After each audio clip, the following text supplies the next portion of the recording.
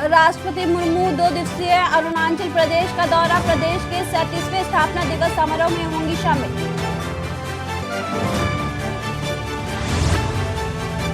आज नागालैंड में अमित शाह का रोड शो, मोन में भाजपा के लिए चुनावी रैली को संबोधित करेंगे। यूपी विधानसभा का बजट सत्र आज, राज्यपाल के अभिभाषण के साथ होगी सत्र की शुरुआत।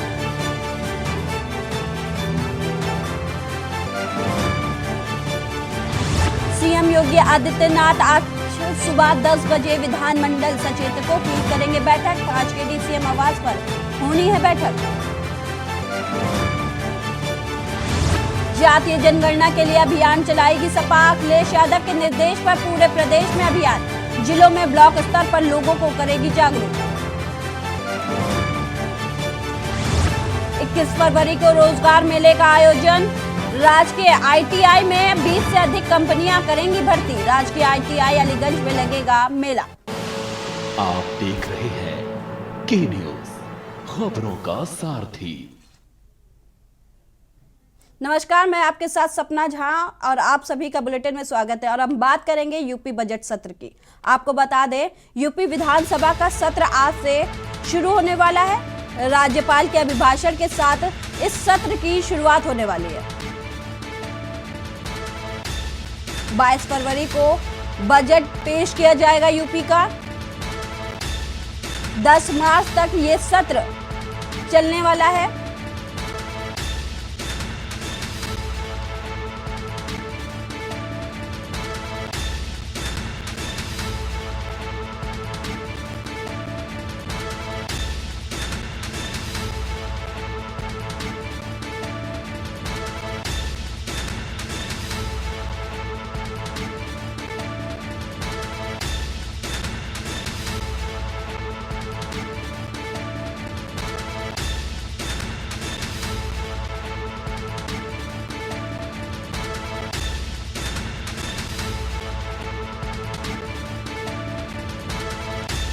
बाईस फरवरी को पेश होगा यूपी का बजट।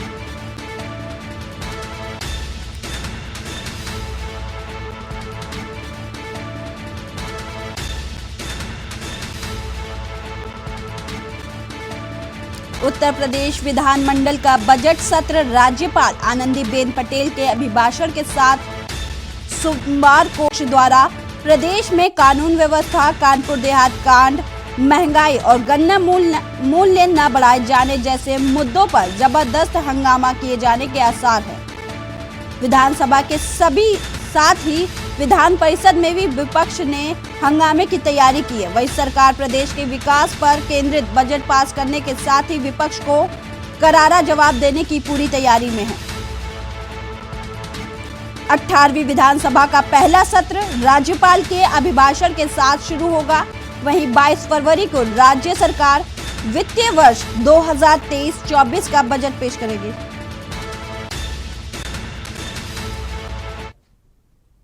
कई मुद्दों को लेकर विपक्ष के भारी हंगामे के आसार। कानपुर देहात में मां बेटी की हाल में हुई मौत, कानून व्यवस्था और महंगाई समेत अन्य मुद्दों को लेकर सदन में हंगामे रहने के आसार। विपक्ष का बड़ा आरोप है सरकार के बुलडोजर के डर के साए में गरीब जनता रह रही है। कानपुर देहात में गरीब का आशियाना गिराने के दौरान हुए अग्निकांड ने पूरे सूबे को हिलाकर रख दिया है।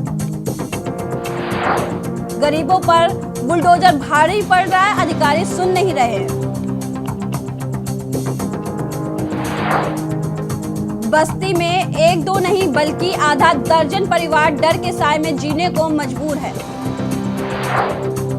बस्ती मुख्यालय से 35 किलोमीटर दूर नगर पंचायत के वार्ड नंबर 3 पटेल नगर में रहने वाले 5 परिवारों को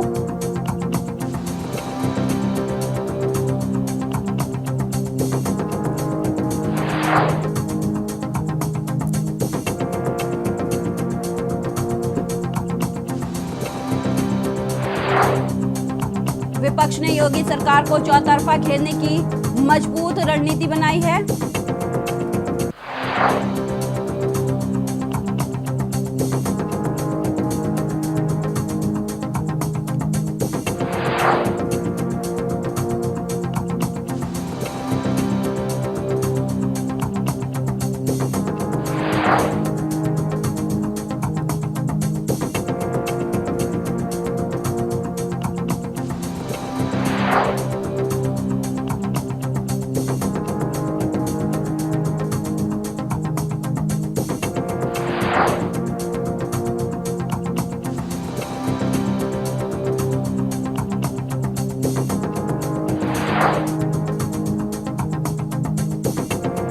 विधानसभा सत्र पर सबकी निगाहें टिकी हुई हैं क्योंकि ये सत्र बदलाव के साथ सामने आ रहा है। बजट पेश किया जाना है।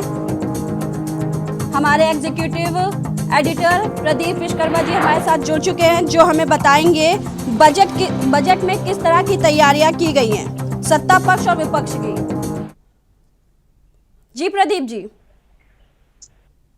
इस बजट सत्र में क्या कुछ अहम होने वाला है? बिल्कुल, आज की अगर हम बात करें तो बहुत ही बड़ा दिन होने वाला है, क्योंकि आज से विधानमंडल का सत्र शुरू होगा और संवेद जो दोनों सदनों के सदस्यों को आज जो राज्यपाल आनंदीबेन पटेल वो संबोधित करेंगी और इसी के साथ में बजट सत्र की शुरुआत हो जाएगी। बड़ी बात यह कि जो राज्यपाल का अभिभाषण होगा वो राज्य सरकार की जो खूबियां हैं, जो सरकार ने काम किए हैं, उसमें वो गिनाएंगी। लेकिन विपक्ष ने इस पर जो रणनीति बनाई है, मैं आपको बता दें कि इसको लेकर के हंगामा होने के आसार एकदम साफ नजर आ रहे हैं। विपक्ष ने जो रणनीति बनाई है कि सदन से सड़क तक सरकार का विरोध किया जाएगा और उसके लिए उन्होंने अपना पूरा एजेंडा भी तैयार कर लिया है।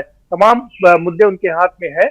जिस तरह से बुलडोजर का आतंक विपक्ष बता रहा है कि बुलडोजर का आतंक है, जिसकी वजह से लोग डर के साए में जीत गए हैं और ये कि इसको किसी भी कीमत पर उचित नहीं ठहराया जा सकता, क्योंकि जो गलती करता है, अगर कोई अपराधी गलती करता है, लेकिन उसकी सजा उसके परिवार वालों को कैसे दी जा सकती है, लेकर रणनीति बनाई है।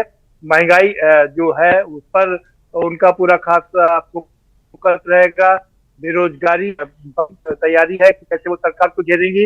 रामचरितमानस की कुछ चौपाइयां हैं, उनको लेकर के कानपुर का जो कांड है वो, और सबसे बड़ी बात यह है कि जातीय जनगणना को लेकर के समाजवादी पार्टी बहुत बड़ा कदम उठाने जा रही है, बड़ा रुख अपना रही, क्योंकि वो और उनका ये अभियान शुरू हो रहा है। इसको लेकर के वो विधानसभा में भी सरकार को घेरने का प्रयास करेंगे। बात बसपा की करें तो बसपा ने भी अपनी रणनीति बना ली है। अभी तक हालांकि वो तैयारी कर रही थी लोकल बॉडीज के चुनाव की, लेकिन अब क्योंकि लोकल बॉडीज के चुनाव थोड़ा आगे बढ़ गए हैं तो इस बार बसपा ने अपनी रणनीति बदली है। बसपा गांव चलो की ओर जाने की बात कर रही है, गांव जाएगी और जिस तरह से भारतीय जनता पार्टी बूथ को मजबूत करती है, तो बहुजन समाज पार्टी ने भी हर बूथ पर 5 यूथ की बात की है कि अपना बूथ मजबूत करेंगे, 5 यूथ को वहां पर लगाएंगे और उसके में वो सारे लोगों को जोड़ने का प्रयास कर रही है। विधानसभा में हालांकि उनका कोई ज्यादा श्रेय नहीं है, क्योंकि मात्र एक सदस्य उनका है, लेकिन फिर भी अपनी उपस्थिति दर्ज कराने के लिए उमाशंकर, जो कि उनके विधायक हैं, वो अपनी तरफ से पूरी कोशिश कर रहे हैं। कांग्रेस ने भी अपनी पूरी रणनीति बनाई हुई है। कांग्रेस भी अपने तमाम मुद्दों को लेकर के हमलावर नजर आ रही है। कांग्रेस की तरफ से आजकल प्रदेश ही नहीं बल्कि देश में हमलावर नजर आ रही है। हालांकि ये बात अलग है कि उत्तर प्रदेश में उनका संगठन करीब करीब ना के बराबर है। थोड़ी बहुत जो उनकी ताकत है उसका वो आज इजहार करेंगे। आरएलडी गन्ना मूल्य के भुगतान की बात करें, क्योंकि गन्ना का मूल्य बढ़ाया नहीं गया है, उसको लेकर के आरएलडी और पश्चिमी उत्तर प्रदेश में गन्ना किसान ज्यादा रहते हैं, तो इसलिए विपक्ष का एक बड़ा हथियार ये भी कि गन्ना किसानों का मूल्य नहीं बढ़ाया गया। पिछली सरकार में भी 5 साल में सिर्फ एक बार बढ़ाया गया था 25 रुपए, और इस बार जब पहली बार बजट आने जा रहा है उसको देखना होगा। हालांकि अभी इससे पहले बजट उसमें उनका पैसा नहीं बढ़ाया गया, तो ये एक बड़ा मुद्दा रहने वाला है, यानी कि किसानों का बड़ा मुद्दा भी विपक्ष के हाथ में है। लेकिन दूसरी ओर अगर हम बात करें तो सत्ता पक्ष ने भी अपनी पूरी तैयारी कर ली है। कल हमने अपने दर्शकों को बताया था और दिखाया था कि कैसे लोक भवन में मुख्यमंत्री की अध्यक्षता में बैठक हुई थी, सारे विधायकों ने उसमें शिरकत किया था और तय हुआ था कि कैसे विपक्ष के जो आवाज है, उसके जो मुद्दे हैं उनको कैसे कुंद किया जाएगा, इसको लेकर के पूरी रणनीति बन चुकी है। सत्ता पक्ष के पास में भी कहने के लिए बहुत कुछ है।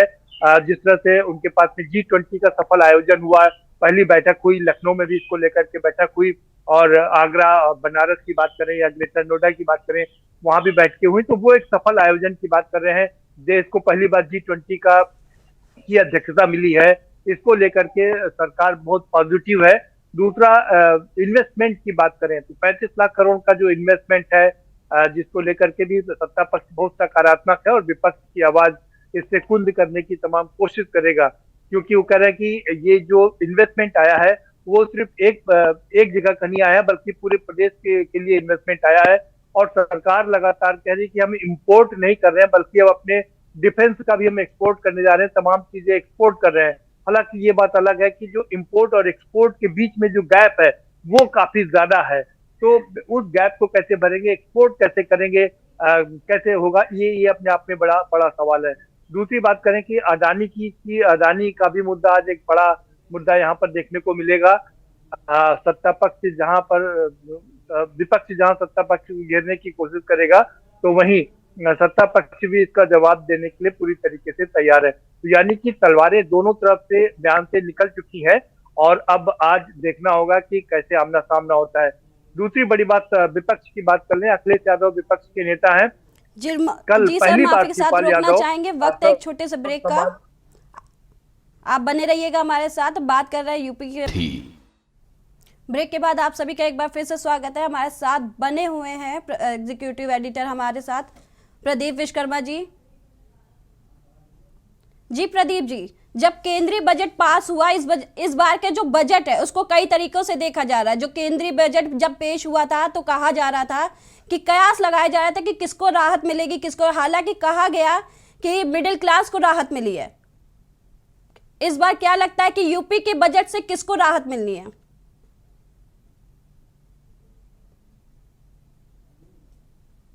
ने जो बजट प्रस्तुत किया है और अपने सभी सांसदों को बुला है, सभी जहां पर उनकी सरकारें हैं उनको कहा है कि वो इस बजट को लेकर के, इस बजट की खूबियों को लेकर जाकर के पूरे देश में बताएं, लोगों को बताएं कि कितना बढ़िया मोदी सरकार 2.0 ने काम किया है। ये उनका अंतिम बजट था। लेकिन मुझे लगता है कि इस बार वो सफल नहीं हुए हैं। जितना पहले बम्बार्डमेंट होता था या जितना लोग आगे बढ़ के काम कर लेते थे, उसमें उनको सफलता हाथ नहीं लगी है। अब बारी उत्तर प्रदेश के बजट की है। उत्तर प्रदेश का बजट पिछली बार 6.25 लाख करोड़ का था, और इस बार करीब 7 लाख करोड़ का बजट प्रस्तुत करने जा रही है सरकार, उत्तर प्रदेश की सरकार। ये बड़ा बजट है, और 50,000 करोड़ की नई योजनाओं की भी शुरुआत होगी। जो लाभार्थी ग्रुप हैं उनको लगातार बढ़ाया जा रहा है, चाहे वो पेंशन के लोग हों। पहले पेंशन 50 से 55 लाख लोगों को मिलती थी, जो अब बढ़ा करके 1 करोड़ लोगों को कर दी गई है। किसानों की बात करें तो किसान के लिए लगातार सरकार काम कर रही है, उनके लिए इसमें कुछ देखने को मिल सकता है। हालांकि ये बात अलग है कि जब 2022 का चुनाव हुआ था, उस समय खुद अमित शाह ने कहा था कि इस बार जो गन्ने का मूल्य है, जो गन्ने की कीमत है, वो किसानों को दिलाई जाएगी। अगर 15 दिन के अंदर भुगतान नहीं होता है तो उसमें उनको ब्याज भी मिलेगा। ये भी इस पर देखना होगा कि इस बार सरकार के इस पे क्या फोकस रहता है। तो बजट जो है वो बड़ा, उत्तर प्रदेश की बजट पर जो हमारी निगाह रहेगी वो ये रहेगी कि आखिर इसमें जो मिडिल क्लास को कैसे राहत मिलेगी, महंगाई से कैसे राहत मिलेगी। ये अलग बात है कि आरबीआई लगातार अपने रेपो रेट में बढ़ोतरी कर रहा है, जिसकी वजह से महंगाई थोड़ी कंट्रोल में आई है। लेकिन इसके बैड इफेक्ट भी, साइड इफेक्ट भी हैं और अच्छी बात भी है। साइड इफेक्ट इसका ये है कि जब रेपो रेट बढ़ते हैं तो रेपो रेट के साथ साथ में जो लोन लेते हैं उनकी ईएमआई के रेट भी बढ़ जाते हैं, तो उनको ज्यादा लोन चुकाना पड़ता है। तो एक तरफ ये इसके साइड इफेक्ट है, तो दूसरी तरफ अच्छी बात ये है कि जो फिक्स डिपॉजिट है, एफडी है, उस पे रेट बढ़ जाते हैं, और उसका फायदा जो मिडिल क्लास है उसको मिलता है, क्योंकि वो अपनी छोटी छोटी बचत करता है, उसको फायदा मिलता है।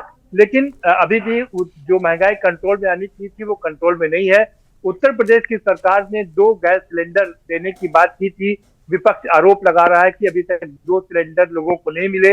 होली दीपावली में सिलेंडर देने की बात की गई थी, वो अभी तक वादा पूरा नहीं हुआ है। तो जो भारतीय जनता पार्टी का संकल्प पत्र था, जो तमाम उन्होंने वादे किए थे, उसकी भी चर्चा विधानसभा में की जाएगी। लेकिन आज की अगर हम बात करें तो आज का सत्र हंगामेदार रहेगा। हमारे पास जो अभी तक इनपुट है कि समाजवादी पार्टी इसको बड़े स्तर पर इस्तेमाल करना चाह रही है, और वो सदन से लेकर के सड़क तक दोनों जगह पर इसका अपना जो विरोध प्रदर्शन है वो दिखाएगी। सड़क के बाहर राज्यपाल कश्यप प्रदर्शन करेंगे, तो सड़क में प्रदर्शन करेंगे, तो विधानसभा के अंदर शिवपाल यादव खुद मोर्चा संभालेंगे। कल शिवपाल यादव ने समाजवादी पार्टी में पहले बार मोर्चा संभाला था, विधायकों को संबोधित किया था और अखिलेश नहीं पहुंचे थे। लेकिन अब इसमें एक थोड़ा बड़ा पेच और भी देखने को हम अपने दर्शकों को बता दें। शिवपाल यादव की एंट्री के बाद समीकरण थोड़े बदलने लगे हैं। अखिलेश और शिवपाल यादव की जिस तरह से बहुत ही घनिष्ठता बढ़ रही है, तो उससे स्वामी प्रसाद मौर्य का जो को हटा दिया गया है। लेकिन राष्ट्रीय महासचिव स्वामी प्रसाद मौर्य इस मुद्दे को लेकर के काफी आगे निकल चुके हैं, काफी उनको समर्थन भी मिल चुका है। तो अब क्या शिवपाल यादव वर्सेस स्वामी प्रसाद मौर्य होगा, ये सबसे महत्वपूर्ण चीज होगी। कैसे अखिलेश यादव दोनों के बीच में सामंजस्य बैठाएंगे, ये सबसे महत्वपूर्ण बात होगी। लेकिन इन सबके बीच समाजवादी पार्टी का जो सबसे मेन एजेंडा है, जिस तरीके से बिहार में जातीय जनगणना शुरू हो चुकी है, उत्तर प्रदेश में जातीय जनगणना को लेकर के आज एक बड़ा वो देखा जा सकता है, बड़ा प्रदर्शन होगा, जिसमें कि ये बहुत ही मुख्य मांग होने जा रही है। सपना जी सर, अगले साल लोकसभा के चुनाव होने हैं और उसको बजट से जोड़ के देखा जा रहा है। आएंगे सर आपके पास, पर एक उससे पहले रुकेंगे एक छोटे से ब्रेक के लिए। का सारथी। ब्रेक के बाद आप सभी का एक बार फिर से स्वागत है। हम बात करेंगे यूपी बजट सत्र की। आज सुबह 11 बजे से विधानसभा में बजट सत्र राज्यपाल के अभिभाषण के साथ शुरू हो जाएगा। वहीं तमाम जानकारी के लिए हमारे साथ जुड़ चुके हैं एग्जीक्यूटिव एडिटर प्रदीप विश्वकर्मा जी। जी प्रदीप जी, इस बार अगले साल लोकसभा चुनाव है 2024 का। इस बार के इस बजट को क्या उससे जोड़ के देखा जा सकता है, क्योंकि पिछले कई सालों से लगातार बजट बढ़ाया जा रहा है। क्या इस बार भी यूपी का बजट में बढ़ोतरी की जाएगी? सबका इसमें कोई नई बात नहीं है। हर बार बजट में 10% या 5%, 7% की बढ़ोतरी होती है जिस तरीके, तो ये कोई नई बात नहीं कि बजट में बढ़ोतरी होगी। बजट में बढ़ोतरी होती है, 10% की भी हो सकती है। हमने पहले भी दर्शकों को बताया कि 6.5 लाख का करीब बजट था, इस बार 7 लाख का बजट प्रस्तुत किया जाएगा और ये बढ़ोतरी होगी। इसमें कोई नई बात नहीं है, हमेशा ही होती है। सरकार अपना पिछला जो उनका बजट था उससे कुछ बढ़ा करके करती है। इस बार जो बड़ी बात यह है कि 50,000 करोड़ की नई योजनाएं शुरू की जाएंगी, तो जो लाभार्थी वर्ग है उसके दायरे को और बढ़ाया जाएगा। बड़ी बात यह है क्योंकि लाभार्थी वर्ग एक ऐसा वर्ग है जो भारतीय जनता पार्टी को लगातार फायदा पहुंचा रहा है। एक नया वर्ग तैयार किया है भारतीय जनता पार्टी ने और उसका नाम दिया है लाभार्थी वर्ग। फिर चाहे वो डीबीटी के माध्यम से किसानों को सम्मान निधि दी जाने की बात हो, या गैस सिलेंडर दिए जाने की बात हो, या अपने खाद्यान्न दिए जाने की बात कर ले, तो कुल मिलाकर के जो हमारे प्रदेश में 25 करोड़ की जनता है, उसमें से 15 करोड़ लोगों को खाद्यान्न का लाभ मिल रहा है। तमाम लोगों को बिजली उपलब्ध कराई गई है, उसका लाभ मिल रहा है। और इसी तरीके से अनेक लाभार्थी ग्रुप है, पेंशन की योजना है, बहुत सारी योजनाओं का लाभ उनको मिल रहा है। तो उन योजनाओं का एक वर्ग बना दिया गया है जो लाभार्थी वर्ग के नाम से जाना जा रहा है, और उन पर भी फोकस किया जा रहा है। ये जो 50,000 करोड़ की योजनाएं लाई जा रही हैं, उनको लेकर के भी लाभार्थी वर्ग को बढ़ाया जाएगा। जी प्रदीप जी, इस बार जब चुनाव चल रहे थे तो अखिलेश यादव ने सीएम को बाबा कहकर पुकारा था, कहा था, और ये कहा था कि उनको और सीएम को जो आधुनिक तकनीकी है, जो डिजिटल व्यवस्था है, जो चल रहा था टेबलेट का, जो इस बार डिजिटल सत्र होगा, तो उन्होंने कहा था जो डिजिटल होगा टेबलेट, बाबा को तो लैपटॉप भी नहीं चलाना आता है, तो वो टेबलेट क्या चलाएंगे। तो इसको लेकर अखिलेश को और उनको सीएम को ये तकनीकी सिखाई जाए, पर सीएम ने ये कहा था कि तकनीकी जरूरी है पर उस पर निर्भर नहीं होना चाहिए। इस पर क्या कुछ कहेंगे? बिल्कुल ठीक बात है। देखिए, टेक्नोलॉजी, इसमें कोई शक नहीं है कि जो एक फेज है जो 40 साल के ऊपर है, 50 साल के ऊपर है, उनको ये लेटेस्ट टेक्नोलॉजी सीखने में थोड़ी दिक्कत आती है, लेकिन धीरे धीरे वो सीख जाते हैं। और इस बात से कोई शक नहीं है कि तमाम लोगों को ये तकनीक नहीं आती थी, लेकिन धीरे धीरे वो सीख रहे हैं। मुख्यमंत्री भी उसका इस्तेमाल करते हैं। हालांकि अखिलेश यादव का तंज था कि वो टैबलेट चलाना नहीं जानते हैं, लैपटॉप चलाना नहीं जानते हैं, लेकिन हमने देखा जिस तरीके से विधानसभा के अंदर उन्होंने सत्र में शिरकत किया और अपने भाषण को पूरा देखा और सारी चीजों को समझा, तो वो अब धीरे धीरे उससे परिचित हो रहे हैं और काम उस पर कर रहे हैं। बात एक और हम अपने दर्शकों को बता दें कि केशव प्रसाद मौर्य की भी बात कर लेते हैं। केशव प्रसाद मौर्य ने पहले जातीय जनगणना को लेकर के कहा था कि हाँ, जातीय जनगणना होनी चाहिए, लेकिन कल अचानक से उन्होंने अपना रुख बदल लिया, यू टर्न ले लिया उन्होंने, और कहा कि जातीय जनगणना कोई बात नहीं है, जातीय जनगणना का कोई मसला नहीं है, ऐसा ये नहीं होना चाहिए। अखिलेश यादव पर ही उन्होंने कटाक्ष किया। तो अखिलेश यादव ने, समाजवादी पार्टी ने कल उन पर पलटवार किया कि ये पलट गए हैं अपनी बात से। पहले तो वो सपोर्ट कर रहे थे कि हाँ, जातीय जनगणना होनी चाहिए, लेकिन अब वो उसको लेकर के अपनी बात से उन्होंने विरोधाभास जताया, पलट गए हैं। तो ये भी एक बड़ा मुद्दा होगा। जिस तरीके से मेन जो मुद्दा समाजवादी पार्टी बनाने जा रही है वो जातीय जनगणना को बनाने जा रही है, क्योंकि बिहार में भी ये चल रहा है और उत्तर प्रदेश में भी ये शुरुआत करने की बात की जा रही है, और केंद्र सरकार लगातार इसको मना करती रही है कि इस पे हम आगे नहीं बढ़ेंगे। अब हम बात जरा छोटे छोटे दलों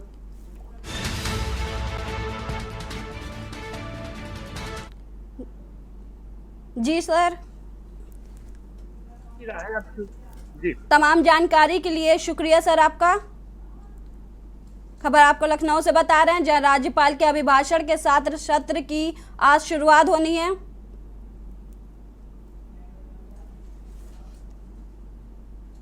फिलहाल इतना ही, देखते रहिए के न्यूज़।